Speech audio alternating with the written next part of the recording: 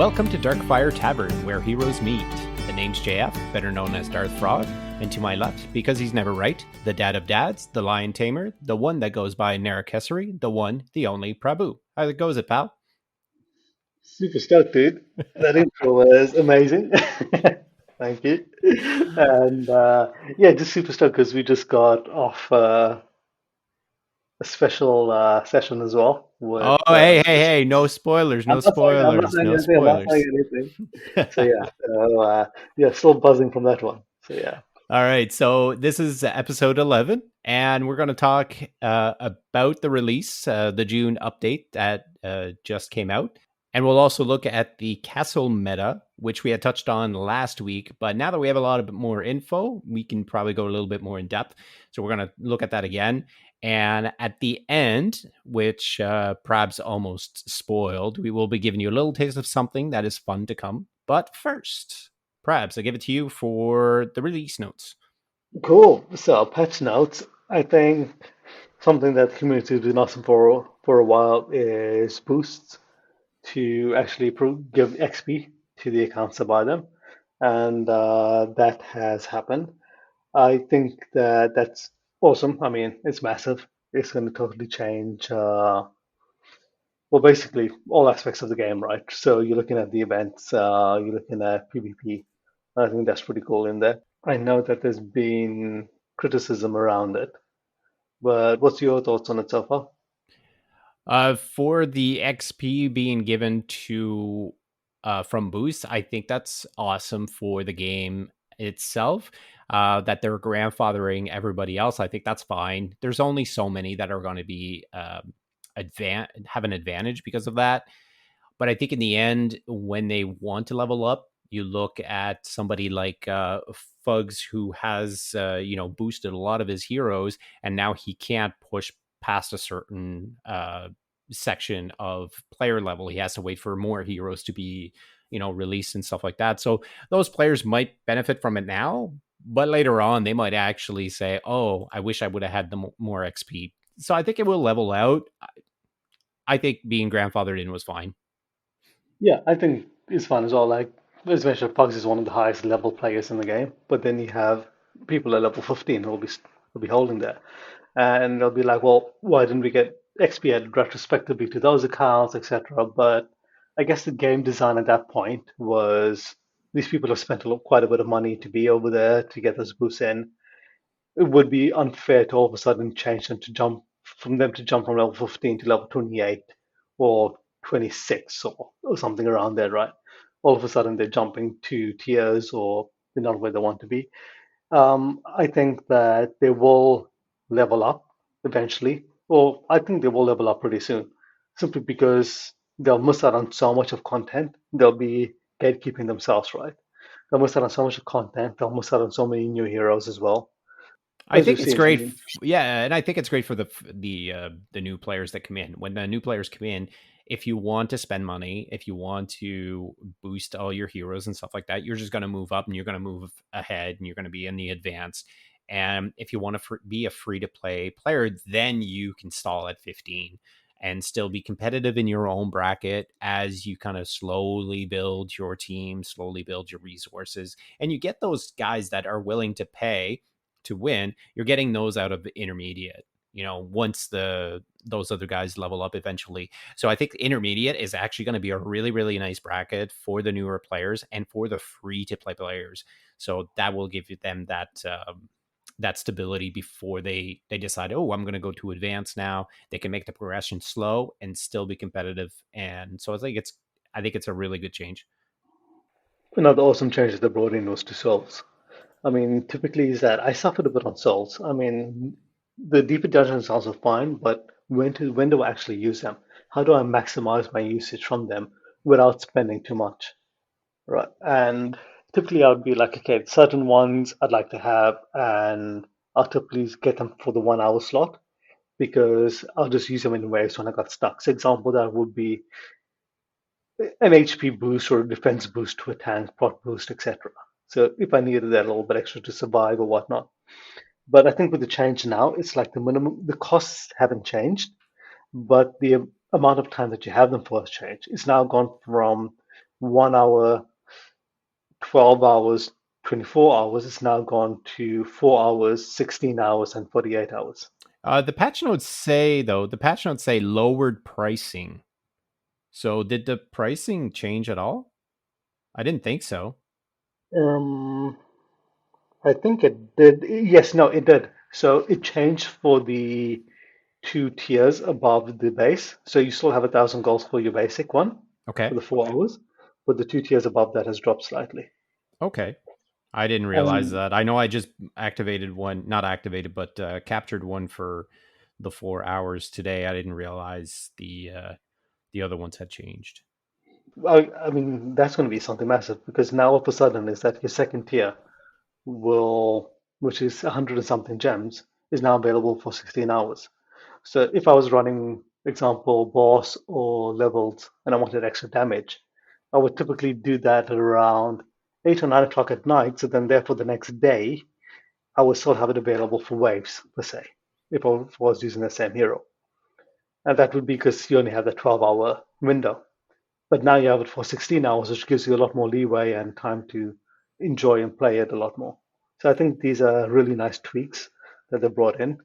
And yeah, no, I think I really like that. There was also a new tutorial for new players. Now, this caught me a bit by surprise when I got my first 50 points, my first 50 trophies for PvP. And then it told me, hey, click here. And then, hey, click over there to capture it to get those 50 gold. And I'm like, but I don't want to. So it's showing players what they should be doing to go and find the track, and this is why you're doing this or whatever. But I was kind of sad that I had to click on those, and I'm like, I know where the 4K track is. I don't want to capture. So now if I get everything before any of these mini events happen that I want to capture some of this stuff, it's like, but it says 79, it's going to kill me instead of 80. I mean, I It's actually probably a good didn't thing, right? the tutorial. Yeah, I didn't get the tutorial.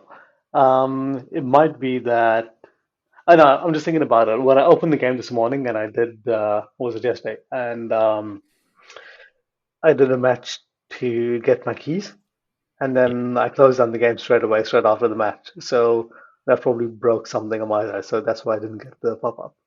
Oh, speaking of something, and it's not even in the notes, and it made me think about it the way you said went to get your keys.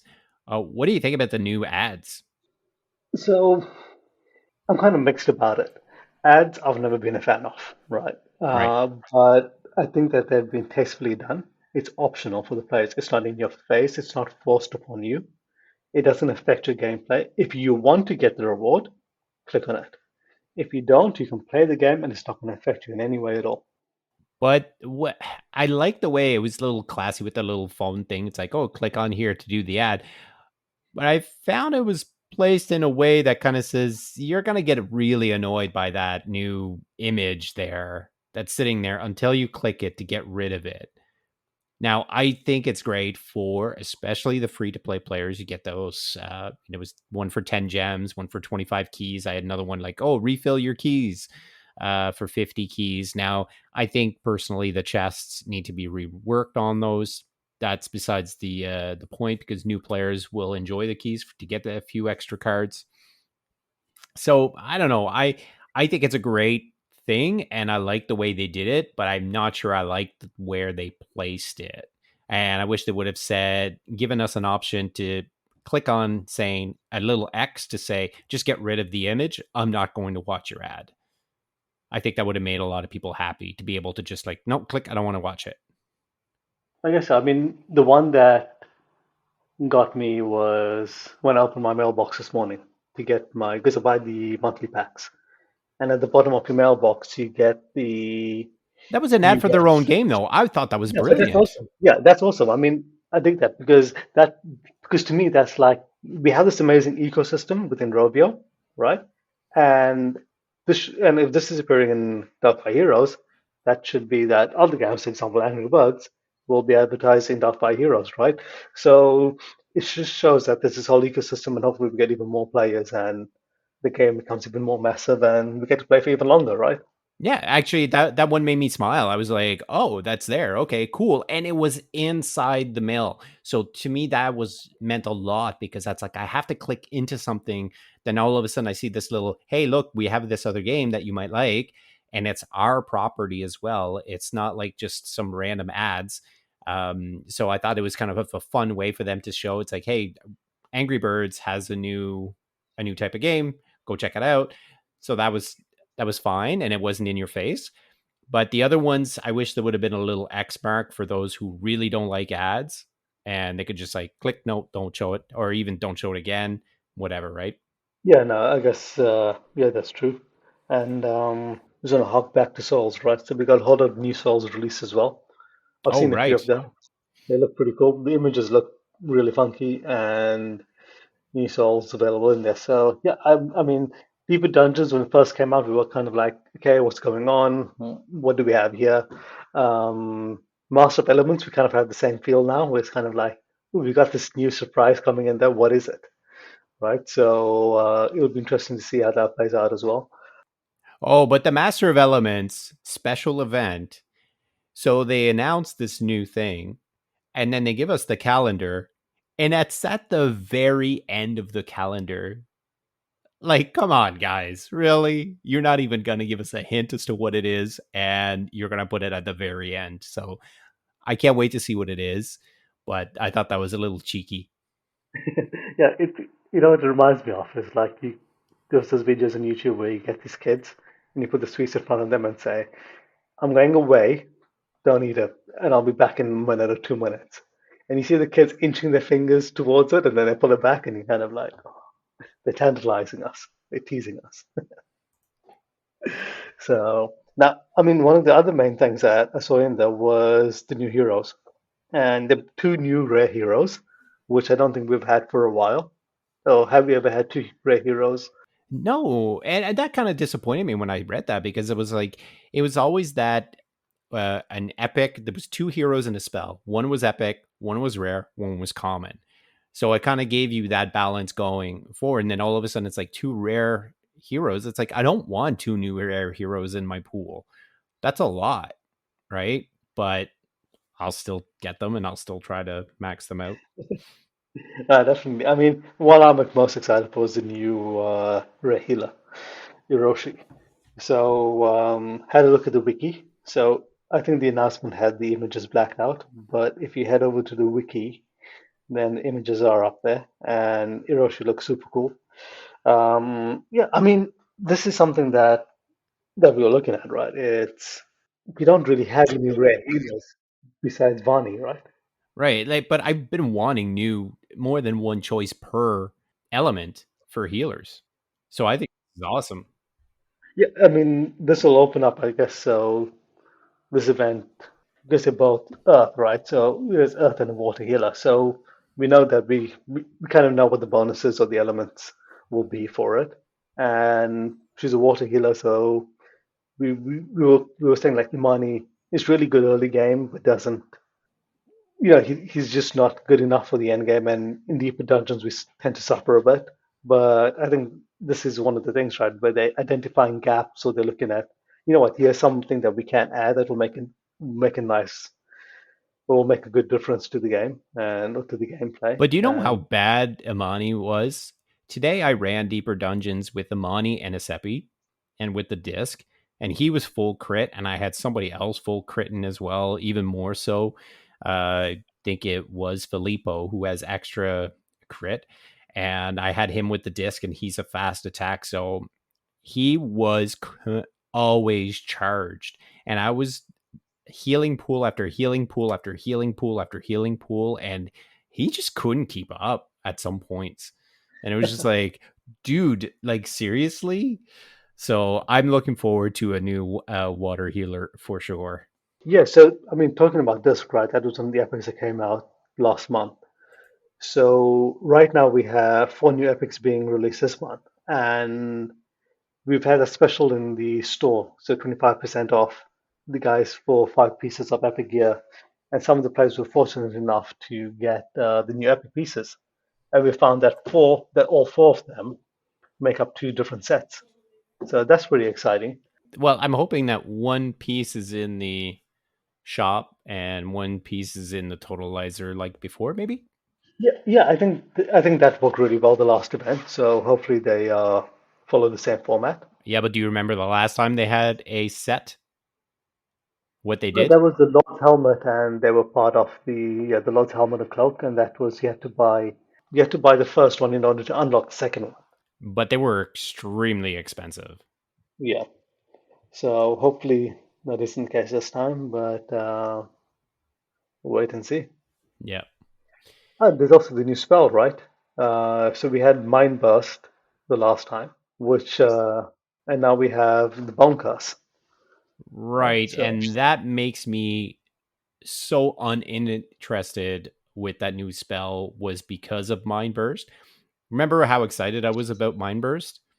yep. But Mind Burst now does so little damage to the enemy that it doesn't explode them. So I thought the spell was going to be like basically it targets an enemy and then it will just explode them. Now, of course, that'll be too powerful if they're bigger enemies, but they could have said, targets small enemies or something like that and doesn't need to completely kill them, like doesn't have to have a damage scale to them or whatever. But I find I've tried to use it, and it's just like, oh, here's 30 damage to a bunch of creatures, and it's like, okay, I see no explosion. I'm really disappointed in that spell. And then when I read the one that's like it turns enemies into skeletons that fight for you, I'm like, yeah, but what size? Is it going to be a specific amount of health that it's supposed to take down? So is it going to be like Mind Burst, but instead of blowing up, they become skeletons? But if the spell's not strong enough, it's not going to kill anything, so nothing's going to fight for you. So I'm wary about it. I don't know. I was more thinking about the fun aspect. I was just thinking, take Yagan, take Giuseppe with Dusk, take Bonkers. How many skeletons do you think I'll be able to put on the screen? Imagine that. No, but just imagine this, right? Because there's that. So if you look at one of the PvP races, there's the one with the whole host of skeletons, etc. So if you get slaughtered, you get frozen, and you have that. I don't know what the size or the radius of the spell is, but if you drop that, it may allow you to continue pushing up, or it may, or especially those maps where you have those archers that shoot out that gun that slows you down. You know, they have the beetles, etc. You could turn those in, they get targeted, and all of a sudden you're removing the slow from your heroes. Your heroes never get targeted by the slow. So I think, I mean, yeah, I'm just speculating here, but I'm just looking from a fun aspect. What would be the different uses we can get from that? But that'll all be determined by what enemies we can target with it, right? The true dad of dads with the glass half full as opposed to being half empty. Is there anything else that, other than we're gonna have, of course, the two main events? There's a slew of small events. There's two salvage days, which that will make a lot of people happy, and I might actually hoard a few pieces myself, which I had stopped doing for a while. And they're saying 6 new portrait frames and 6 new player icons, so lots of cosmetics, and yeah. Yeah, so I think from that one, Oh, there's also something they didn't put in the notes was the chests now break down what are hero cards and what are spell cards, which I thought was super cute. I thought it was a great design. If people haven't seen it, just go into campaign, go click on a chest to see what it drops, and then you'll see it divides the heroes and the spells. I think that was great. I don't know why they didn't add that into the notes, but anyways, it's a nice visual change. no, definitely. I mean, the more transparency we get around things like this, the better, right? People know what they're getting, and it makes you a lot happier. Yeah, let's jump over to Castle. Really excited to discuss this one. All right, so we've had time to play the disc. So what are we going to call these teams? So there's the CC team, and at first I was saying an Asepi team because you need to have Asepi on your team, but he doesn't have a nice name for a team. And somebody mentioned, I forget who it was, Disco. So you've got your crowd control teams, and then you've got your disco teams. And disco, you've got Dare dancing around there a lot. So who Yes. knows? Disco is pretty Oh, good, cool name. yeah, no, definitely. And I use Alien as well with the sphere. They'll definitely be dancing around. Oh yeah, you're making your opponents dance around a lot. Okay, I get it. So the from what I'm getting from talking to some people, some of them are not happy with this change because it's making castle games either too long or it's just like it makes Dare too powerful and she just melts your team and you can't do anything. And for the CC teams, if you're not on perfect control right off the bat, then you just get taken over. I think it's good. I don't know. There's a lot of different builds that I've seen so far. What about you? Yeah, I think it's awesome. I mean, it's changed the meta totally. It's made it a lot more exciting. People have so many options. I mean, I remember I was playing Bro, and he melted my half my team with Mala straight away, including Bear. And I think I just had my tank left and a Seppi at the back. Yeah, and I ran with Joss the other day, and I was playing against another player, and I got a lucky crit after a few seconds because of the charge, and I wiped out everybody on this team besides the tank. There's a lot more viable options out there in terms of teams and team composition. And I think that it's still early days, but I'm enjoying a hybrid team at the moment. So a bit of CC, a bit of damage, and I'm really enjoying that. I think that's what I like so far is that you have your pure CC team, which is still the same team that you're running Makosh with Neuro, Otto, Salva, and then either Aelion, Ualt, whoever your flex pieces, I guess. Even Jargon can go in there. And then you have your disc teams that you can have full damage, where you just try to melt everybody with Dare, Mala, even Salva, whatever. And then you have your hybrids that use the disc, but are also CC based. That's those Yes, ones I think are dangerous. They're really good. yeah. So that's one that I've been having a lot of fun with, and I think like with the hybrid teams that I've been using, there's always been a counter to the team that I've built. And I mean, this morning, the hybrid team that I've really been enjoying, I was pretty much unbeatable in that one. I think I've only lost one match with the other two matches. And I fought Bro. That's my second match of the day. And he's running two tanks. He's running Otto and Anch, and he's using Disc. And yeah, I didn't stand a chance. I mean, he just split my team. He had one of the tanks on either side of my tower. They're both super tanky. Couldn't reach both of them. Just pushed right through my team. So I think it's really fun. It's changed everything.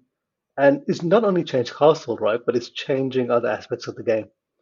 Because if you look at it now, it's like, well, would you use Klex in waves or would you use Giuseppe, right? Because Klex will give you 100% boost to damage, 100% boost to your defense. Giuseppe gives you 50% boost to your damage, and he also gives you charge for your entire team. So Okay, it's so kind of like, here's something for you. Test them out next wave and let us know which one no, is better. to be announced. Yeah. Uh the one thing I did enjoy with the disc, while they are a lot longer games and they can kind of go back and forth, I did find a team that could win in against the bots in I my record so far is 20 seconds. But but the caveat on that is that the game doesn't allow you to restart a new match anyways because it Yeah, gives I you mean, that same opponent thing. So it's like, we want to go that fast anyway? that's one of the things, right? And which I think is cool is we can actually play to enjoy the game because oftentimes you focus, especially with bashes, you focus on speed. How many matches can I get out? And I've been enjoying the game a lot more since I've taken a bit of a more relaxed attitude to it. And if my average game now is around 30 seconds, 33 seconds or so, by the time you come out of it and you look at, you pick up your keys or whatever else, you get your description screen, and then you queue up again. I think the limit is 40 seconds before you can go into a new match again. That's kind of past by now. So it allows me to play a slightly longer match and enjoy myself a lot more, and then I can queue up again. So I think it's a good thing. Yeah, I'm no, enjoying it. I've enjoyed some of the longer matches because there's a lot of back and forth, and at one point the spawn time becomes real, right? They if your guys die more often, they will eventually overwhelm you because your guys aren't coming out fast enough. So Dare is playing a big part of it, but I don't think she's the end all be all. As we're seeing, Broho is just absolutely kicking me in the teeth as well. I've dropped her to have a more direct attack with what I'm doing, but sometimes it doesn't always work. I'm actually using Herlin as, and she's the one carrying the disc, full crit. Okay. And so because she's ranged, that helps. And then she also applies weakened.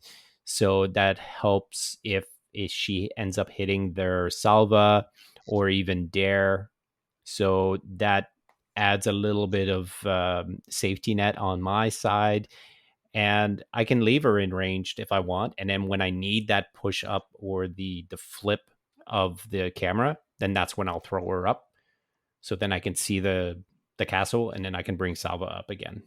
Right. So it's worked well, but I don't think it's the best build by far. Like it's good, but it's not great. But it's been fun. Yeah, no, it's definitely been fun. I mean, the 30-second, 33-second game, that's against bots. Against players, I think my average game time has gone up from around 35, 40 seconds to over a minute now, Yeah, which is same. fun. I mean, that's awesome. And I mean, you actually having that back and forth actually feels like a proper PvP battle. Everybody has a chance now. And I mean, one of the tricks that I saw was somebody using Anch, and they jumped into my team straight away. But guess what? They jumped into my team. Anch applies weakness to my team, which means I can't one shot the tower, which stops me from pushing, right? So there's so many different strategies being involved in the game right now that I think is in a really good place with Disc. Yeah, and I actually tried disc in a race, and it's not good. Okay, so I think we've talked enough about the arena for now, because now that's 2 weeks in a row that we kind of delve into it. We do have a little something special for you guys, and we don't have it all. This is just a little spoiler. So have a listen. So how long was it between the launch, the beta launch in, was it 2019, September 2019, from when you guys actually started to build the game to that point? How long did that take? So I was there for a year when we launched into like the soft launch period in 2019, and it's been in development for like almost a year up until then. But that's like with a lot of other stuff going on. The team moving on from what they used to do. Like it used to be a team that mainly did casual games, Okay. but wanted to do an RPG, and so the team had moved over and had to switch engine from the match 3 game engine to something that could actually pull off like an RPG. So all that tech stuff had to be sorted, and a year sort of went with getting all the basics right, and then getting to a point where, all right, the prototype is now so fun that we believe that we can take it further. And that's sort of when I joined and took over the reins as lead game designer, allowing our now creative director to take like a bit more oversight. So there you have it, a little sneak peek of our nice conversation with the head developer SK from Darkfire Heroes team. And you can listen to the entire discussion at a later date, coming up in a couple days whenever I'm done editing it. So that's going to be it for tonight, except for last call. And I'm going to leave it over to you, Prebz. Cool. So for last call today, I know that we've had a ton of complaints around PvP, matchmaking, etc. in the main Discord.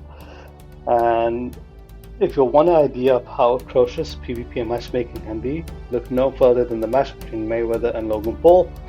And with that, I'm going to sign out for Darth myself and have fun storming the castle.